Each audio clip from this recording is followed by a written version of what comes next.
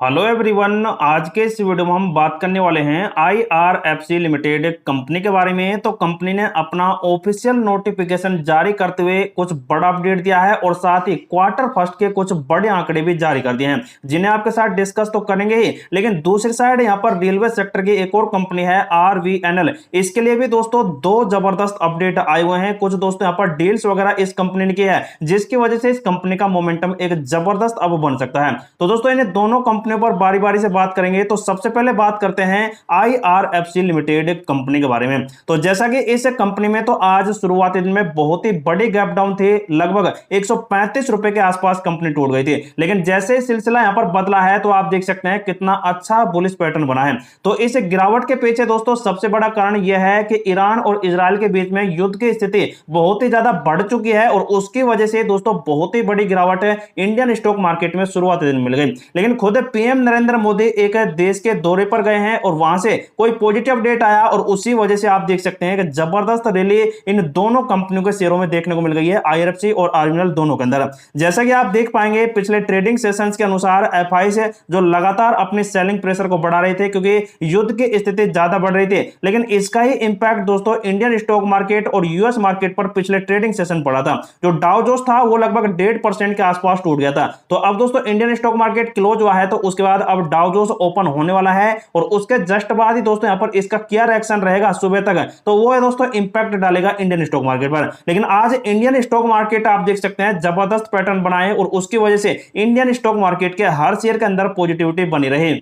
जैसा कि आप देख पाएंगे यहाँ पर निफ्टी 50 है जो यहाँ पर आज करीब 25,000 के लेवल के आसपास को टच कर गया था, लेकिन वहां पर स्थिर नहीं बन पाया और उसी के नीचे देख सकते हैं क्लोजिंग दी है। अगर कल ये दोस्तों इसे ब्रेकआउट कर और वहीं पर बना रहता है तो इंडियन स्टॉक मार्केट में एक तेजी आ सकती है और उसी वजह से आरवीएनएल और आईआरएफसी दोनों कंपनियों के अंदर एक बड़ा पैटर्न बन सकता है। जिस प्रकार आज ये टूटा था और जिस प्रकार ये चढ़ा था, तो उसी प्रकार आप देख सकते हैं गिरने के बाद आईआरएफसी लिमिटेड कंपनी का और आरवीएनएल का दोनों शेयर पॉजिटिव ट्रेंड करते दिखाई दिए हैं। पिछले 5 दिनों से लगातार गिरावट का सिलसिला जारी है। 4% टूट चुका है और 1 महीने में कंपनी का शेयर 1% के प्रॉफिट और 6 महीने में कंपनी का शेयर अभी भी लॉस करा रहा है 12% का। तो ये जल्द दोस्तों रिकवर होने का प्रोसेस जल्द चल जाएगा क्योंकि युद्ध की स्थिति की वजह से बड़ा अपडेट चल रहा है। तो युद्ध यहां पर थमेगा और पॉजिटिव अपडेट आएंगे तो यहां पर यह कंपनी सबसे पहले इस वाले लेवल को ब्रेकआउट करेगी, जिसकी वजह से कंपनी में पॉजिटिविटी के ट्रेंड बनने वाले हैं। तो सबसे पहले दोस्तों कंपनी के ऑफिशियल अपडेट के बारे में जानकारी ले लेते हैं। एनएसई के वेबसाइट पर आप जाकर देखेंगे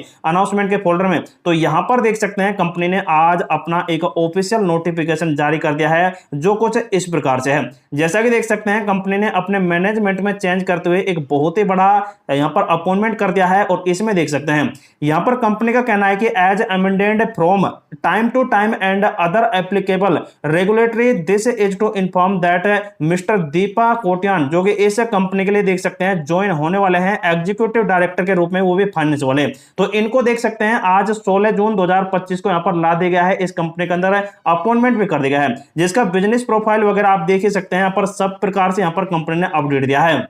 तो दोस्तों इसकी रणनीति ये रहेगी कि फाइनेंस सेक्टर में ये जो आ रही हैं दीपा यहां पर कुछ नाम से, तो ये दोस्तों इस कंपनी की रणनीति को और अच्छा यहां पर बढ़ा सकती है क्योंकि इसके पास बहुत ही अच्छा एक्सपीरियंस इस टाइम बना हुआ है। और साथ ही दोस्तों कंपनी का क्वार्टर फर्स्ट का जो आंकड़ा है, मतलब कि म्यूचुअल फंड की होल्डिंग की रिपोर्ट कंपनी ने अपनी पब्लिक कर दी है, जो आप देख सकते हैं कुछ इस प्रकार से है। एक तो 50 म्यूचुअल फंड इस कंपनी के अंदर खरीदारी किए हैं, लेकिन 17 म्यूचुअल फंड ऐसे भी हैं जिन्होंने सेलिंग प्रेशर इस कंपनी को बढ़ा दिया और जिसकी वजह से कंपनी में देख सकते हैं करीब 1,44,000 के आसपास अब की बार खरीदारी की गई है। यहां पर आप देख सकेंगे तो दोस्तों ग्राफ के अनुसार इस कंपनी के अंदर लगातार म्यूचुअल फंड पहले 68-67 के लेवल पर बने हुए थे, लेकिन अब तो यहां पर 70 प्लस गए हैं म्यूचुअल फंड की, जो यहां पर एंट्री हो चुकी है। 50 म्यूचुअल फंड ने अब की बार खरीदारी की है, पिछली बार 49 ने किए थे, लेकिन पिछली बार 13 ने खरीद सेल किए थे, लेकिन अब की बार 17 ने यहां पर सेल किए हैं, जिसकी वजह से थोड़ा बहुत यहां पर नेगेटिव इंपैक्ट पड़ा है म्यूचुअल फंड की होल्डिंग पर, क्योंकि पिछली बार 4 लाख के आसपास थे, लेकिन अब की बार 1.5 लाख के आसपास है। मतलब कि म्यूचुअल फंड की होल्डिंग की रिपोर्ट अब की बार पिछले महीने से बहुत ही डाउन आती दिखाई दी है।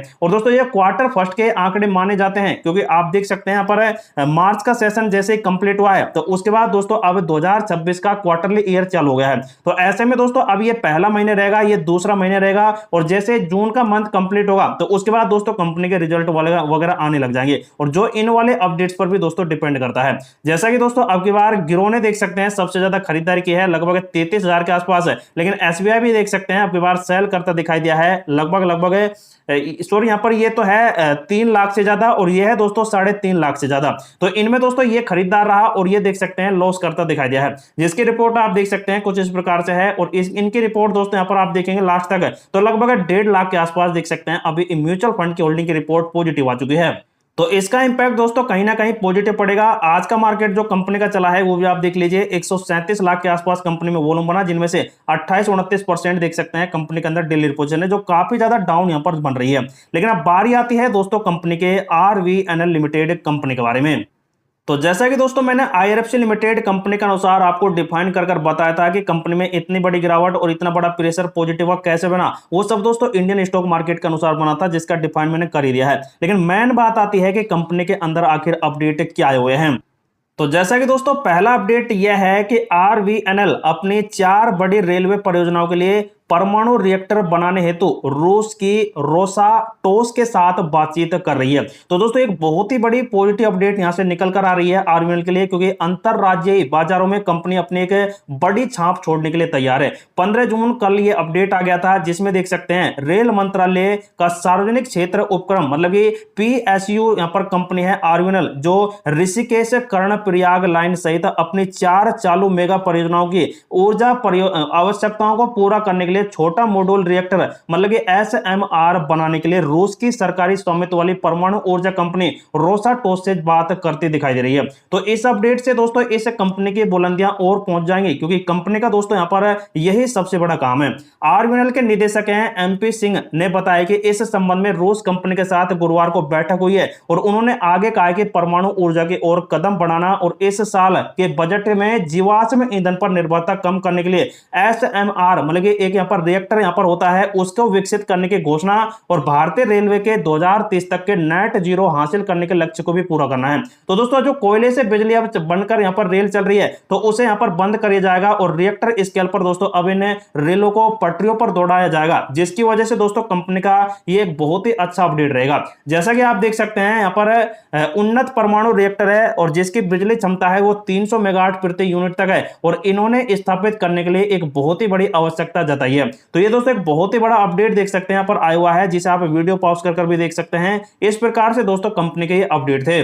लेकिन दोस्तों इस कंपनी का जो क्वार्टर फर्स्ट का जो अपडेट है मतलब कि म्यूचुअल फंड का जो अपडेट है वो भी आप देख सकते हैं इस कंपनी का कंप्लीट आ चुका है, जिसमें 50 म्यूचुअल फंड ने खरीदारी की है और 11 म्यूचुअल फंड ने अब की बार सेलिंग प्रेशर को बढ़ा दिया है, जो आप देख सकते हैं यहाँ पर इस कंपनी की मई 2025 की होल्डिंग की अपडेट आ रही है। लेकिन दोस्तों अब यहां पर आप देखेंगे तो अप्रैल के बाद जो मार्च का आंकड़ा है उसमें 57 तो पहले म्यूचुअल फंड थे, लेकिन अब की बार 63 हो गए हैं और पिछली बार 45 ने खरीदारी की थी तो अब की बार 50 ने की है और पिछली बार 8 ने सेल किया है तो अब की बार 11 ने सेल कर दिया है, जो एक नेगेटिव बात तो है। लेकिन फिर भी आप देख सकते हैं कंपनी की रिपोर्ट पिछला बार तो 1.5 लाख के आसपास खरीदारी थी, लेकिन अब की बार 12,000 की खरीदारी है। वैसे दोस्तों म्यूचुअल फंड की होल्डिंग तो बढ़ी है, लेकिन पिछले महीने से बजाय अब की बार लॉस कराया है म्यूचुअल फंड की होल्डिंग है। उसके बाद दोस्तों कोटक ने देख सकते हैं सबसे ज्यादा खरीदारी की है और 360 वन क्वांट फंड ने देख सकते हैं यहाँ पर सेलिंग प्रेशर को बढ़ा दिया, जिसकी वजह से कंपनी की ये रिपोर्ट आप देख सकते हैं इस प्रकार से है 100% देख सकते हैं यहाँ पर सबसे ज्यादा कोटक इंस्टीट्यूशनल ने सबसे बड़ी होल्डिंग को अपना बढ़ाया है मतलब कि एंट्री की है और बहुत ही अच्छा माल इन्होंने उठाया।